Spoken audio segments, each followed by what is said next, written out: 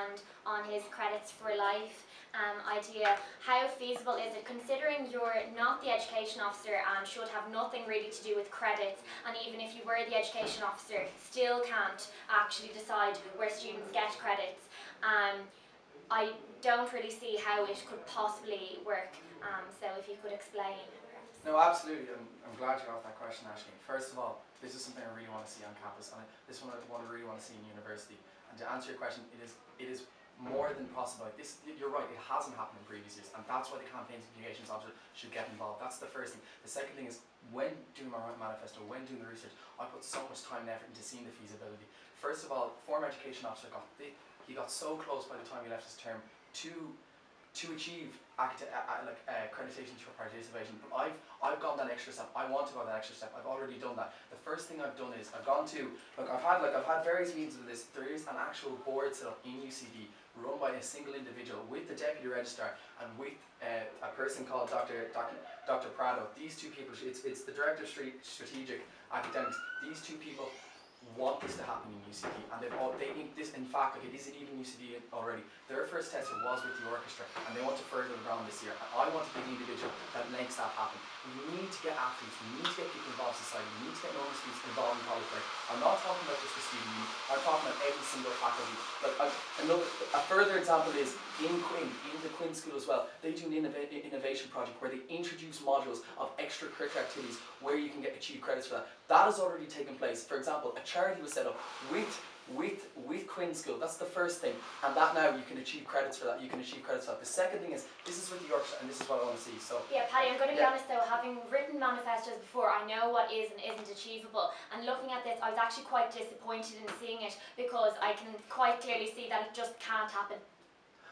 Okay, maybe well, I think I've thought before about this, and I thought maybe it is a good idea, because if you look at the idea of a university, and in particular UCD has always had the idea of universities through participation in extracurricular activities, and it's the ideas of Henry Newman and everything else like that.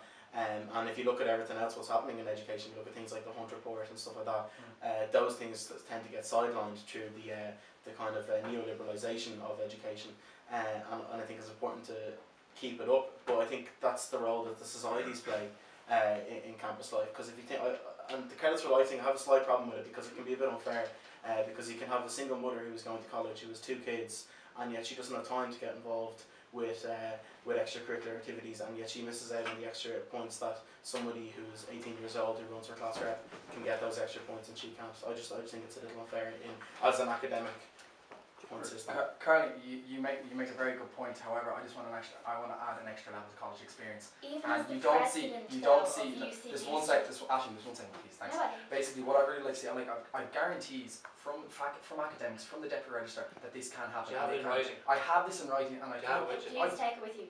No, we talk about proof. I don't know why you're attacking this so much. Because it's been tried before, it's been tried in years past. It's been happening in the last 3 or 4 years, and the committee's still there. If you do not know, if you haven't read the Gateway Project, this is still in the 10-year plan for UCD. It's a this great is what idea. they want to happen. It is a great idea, and it should happen. And I'm glad you're giving me the time. Can it happen? There's 1 second, guys. There's 1 second. This can, yes, of course, as an individual, as a sabbatical officer, I will lobby and campaign tirelessly for this to happen in UCD College, and this is something I will endeavour to do. It is how I don't understand how. Yeah, exactly. No, I agree. No, I understand. Can I just finish? This is a realistic thing. This should happen in UCD. People should get involved. I've loved my time in college because I haven't got involved, and I would have loved if I could have got credits, some sort of recognition for doing that. Carl, I understand your point that it gives maybe some students a disadvantage. It does, and I accept your point. However, I still want this to happen. I'm going to try my hardest for this to come. I have guarantees. I've put in the groundwork already for this to be achieved. Show us the guarantees. You go on about proof, and I'll be happy to provide, and I can't wait to, and I will show you. I'll be happy to do. Even as the president of the students' union, you would not. Okay, I'm moving this on. Okay, I agree. if we want to look at accountability, okay, take a look at my manifesto. I've promised a road safety campaign. I have here an email from the Road Safety Authority guaranteeing that next year there is a road safety campaign booked in for UCD. They're coming.